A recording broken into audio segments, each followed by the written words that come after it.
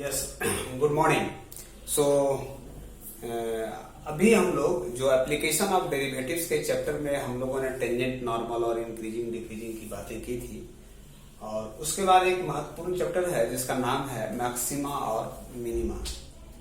Maxima minima हमारे जीवन काल में भी बहुत ज्यादा यूज करते हैं हम लोग, और ये उस बात को निकालने में मदद करता है जिसमें हम लोग ये ढूंढ पाते हैं कि किस पॉइंट पर यह मैक्सिमम होगा और किस पॉइंट पर यह मिनिमम होगा। मैक्सिमम और मिनिमम को निकालने के लिए हम लोगों के पास कुछ मेथड है जिस मेथड से हम लोग निकालते हैं।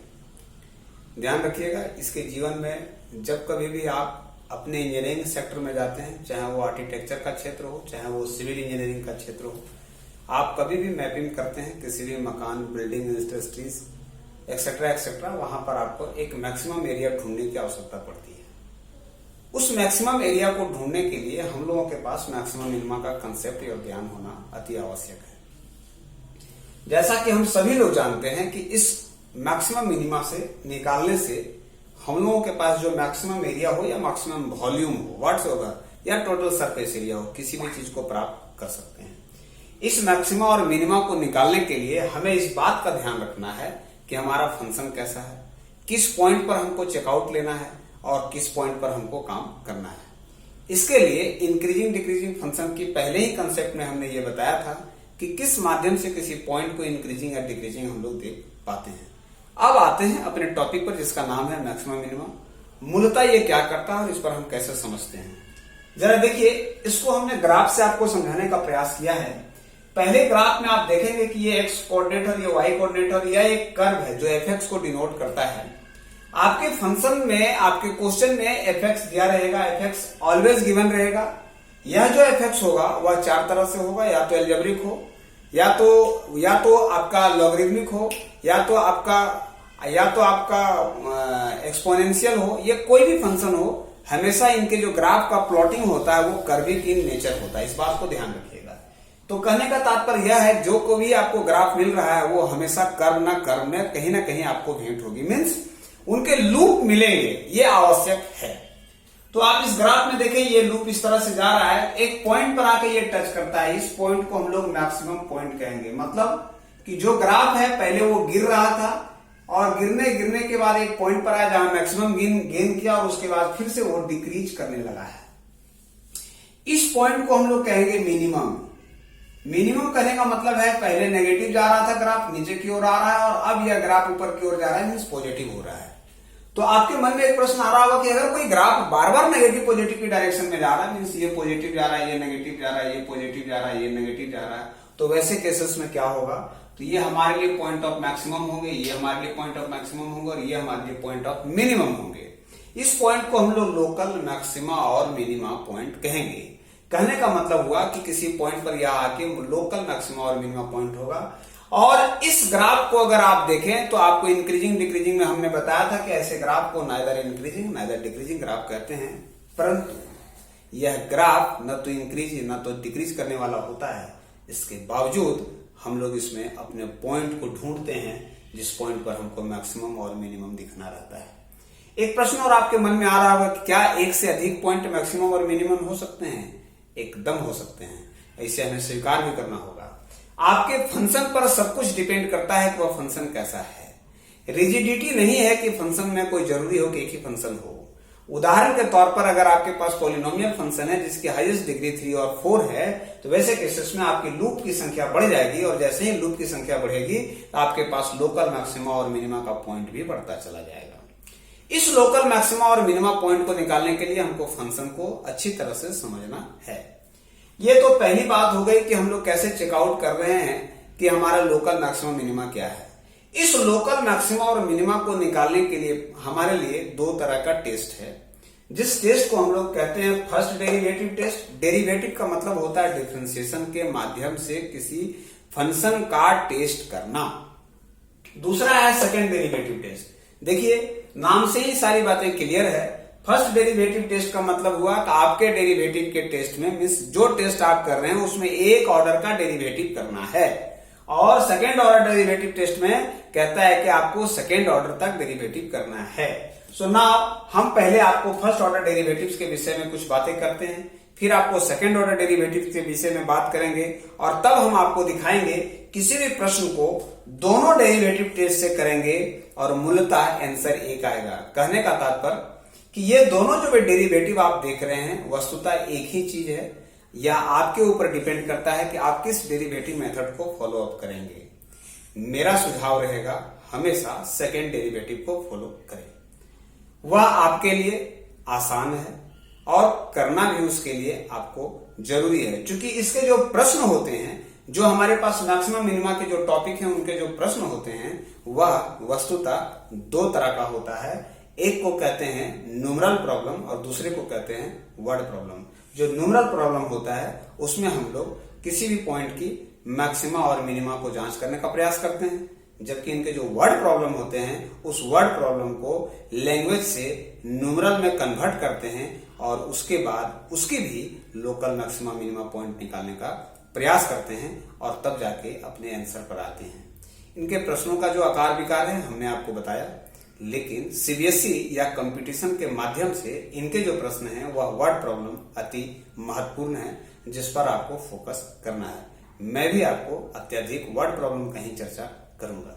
सो now come to the test. अब हम लोग अपने टेस्ट पर आते हैं। ये फर्स्ट डेरिवेटिव टेस्ट का जो हमारे पास वर्किंग प्रोसीड्योर है, करने की जो विधि है, जो तरीका है, वो ये है कि first find F dash x. कोई भी फंक्शन अगर आपको दिया गया है तो उसका पहले आप उसके फर्स्ट डेरिवेटिव को निकालें, टेस्ट निकालें, मीन्स dy by dx करें आप अपने फंक्शन का, और दूसरे में उस एफ डैश एक्स का जीरो पुट करें, जिससे एक्स का कोई आपको वैल्यू मिलेगा। हमने यहां आपको सांकेतिक सिग्नल ही दिखाया है ए बी सी एक्सेट्रा। ये डिपेंड करता है वॉल्यूम, दो भी मिल सकता है, एक भी मिल सकता है, तीन भी मिल सकता है। अगर फंक्शन डिफरेंशिएशन करने के बाद लीनियर हो तो एक वैल्यू मिलेगा, क्वाड्रेटिक है दो वैल्यू मिलेगा, क्यूबिक है तीन वैल्यू मिलेगा। ये सब कुछ डिपेंड करता है आपके फंक्शन पर, लेकिन ये इस बात को ध्यान रखेंगे एक या एक से अधिक वैल्यू मिल सकता है।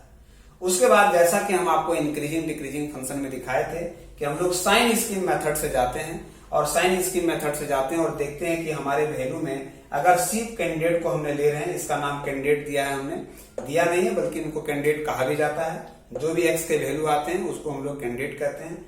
इसमें आप देखेंगे अगर सी को लिया है हमने किसी एक कैंडिडेट को, उससे थोड़ा वैल्यू पॉजिटिव करके जाएं और हमको पॉजिटिव मिले, उसके बाद नेगेटिव मिले या पॉजिटिव, किसी भी कैंडिडेट पे हम वैल्यू बढ़ा या घटा करके देखते हैं हमें क्या साइन मिलता है। तो अगर मेरा ग्राफ नेगेटिव से पॉजिटिव की ओर जा रहा है, मीन्स ग्राफ कैसा होगा, ऐसा होगा। देखिए नेगेटिव से पॉजिटिव, जो पहले घट रहा था अब वो बढ़ने लगा है, इसको हम लोग पॉइंट ऑफ मिनिमम कहेंगे। लेकिन जो ग्राफ पॉजिटिव से नेगेटिव की ओर जाएगा, मीन्स पहले ग्राफ बढ़ रहा था अब घट रहा है, उस पॉइंट को हम लोग मैक्सिमम पॉइंट कहेंगे। तो ये चेकआउट का तरीका है। अब आपके मन में आ रहा होगा कि अगर कोई ग्राफ कर्व ना होकर के एक स्ट्रेट लाइन चला जाए तब क्या होगा, तो वैसे को हम लोग कहते हैं कि यह पॉइंट सेटिस्फाइड नहीं कर रहा है। एक बात मैं आपको और बता देना चाहता हूं, जिस पॉइंट पर एफ डैश एक्स का वैल्यू जीरो आ जाता है वैसे पॉइंट को हम लोग स्टेशनरी पॉइंट कहते हैं, और ग्राफ में वह पॉइंट एक्स एक्सिस को टच करता है, कहीं ना कहीं एक्स एक्सिस को आपको टच कर लेगा, इसलिए उसको हम लोग स्टेशनरी पॉइंट कहते हैं।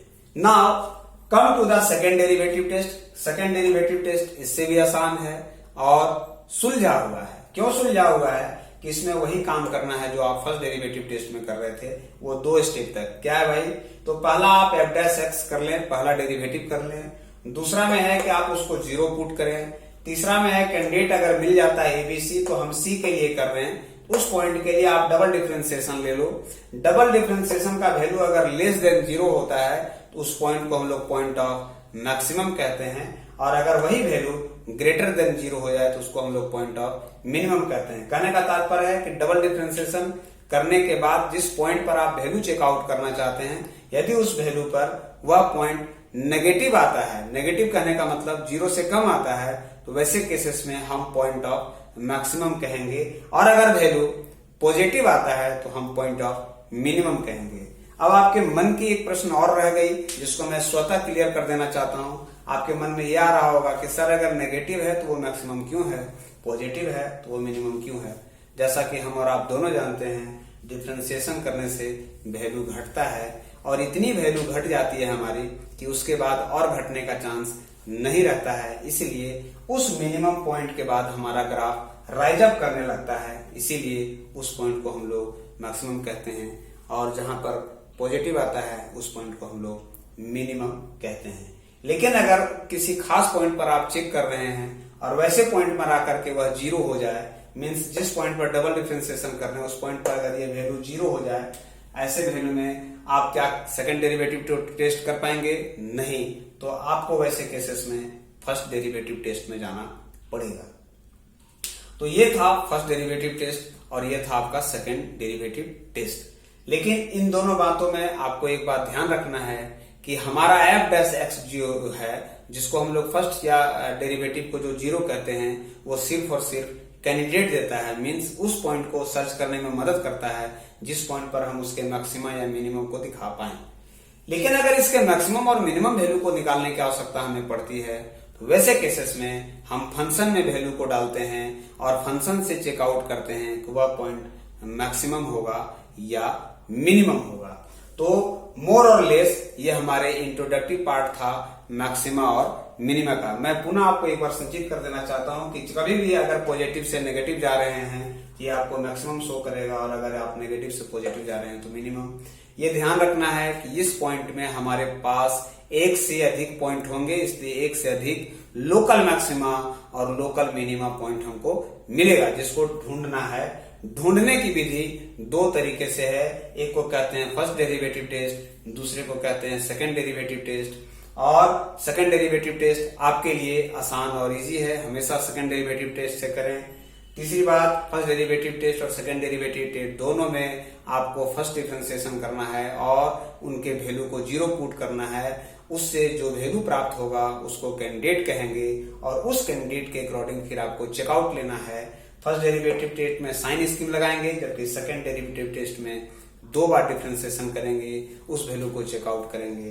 फर्स्ट डेरिवेटिव टेस्ट में जहां आपका ग्राफ नेगेटिव से पॉजिटिव जाएगा उस पॉइंट को आप मिनिमम कहेंगे, जबकि पॉजिटिव से नेगेटिव जाएगा उस पॉइंट को आप मैक्सिमम कहेंगे। और जबकि सेकंड डेरिवेटिव टेस्ट में अगर डबल डिफरेंशिएशन का वैल्यू उस पार्टिकुलर पॉइंट पे कैंडिडेट पे नेगेटिव आता है तो उसको पॉइंट ऑफ मैक्सिमम कहेंगे और अगर पॉजिटिव आता है तो उसको पॉइंट ऑफ मिनिमम कहेंगे। वैसे केसेस में अगर आपका उस पार्टिकुलर कैंडिडेट के पॉइंट पर डबल डिफरेंशिएशन जीरो आता है तो वैसे केसेस में ये हमारी परामर्श रहेगी, go to the first derivative test, क्योंकि first derivative test origin method है, उसे हमें जानना आवश्यक है। इसके अगले वीडियो में आपको 2 तरह का प्रश्नों से मैं रूबरू कराऊंगा, जिसमें एक प्रश्न न्यूमरल रहेगा और दूसरे वर्ड प्रॉब्लम। मैं बार बार कह रहा हूं वर्ड प्रॉब्लम इनके इंपॉर्टेंट है, इसलिए न्यूमरल प्रॉब्लम की संख्या हमारी वीडियो में कम होगी, वर्ड प्रॉब्लम की अधिक से अधिक होगी, क्योंकि सीबीएसई में या बोर्ड में या कंपटीशन में जो भी प्रश्न पूछे जाते हैं वह वर्ड प्रॉब्लम से रिलेटेड पूछे जाते हैं। इसके महामारी के काल में आप तब तक अपने घर में सुरक्षित रहें। मैं आपकी सेवा में तत्पर जारी रहूंगा। धन्यवाद।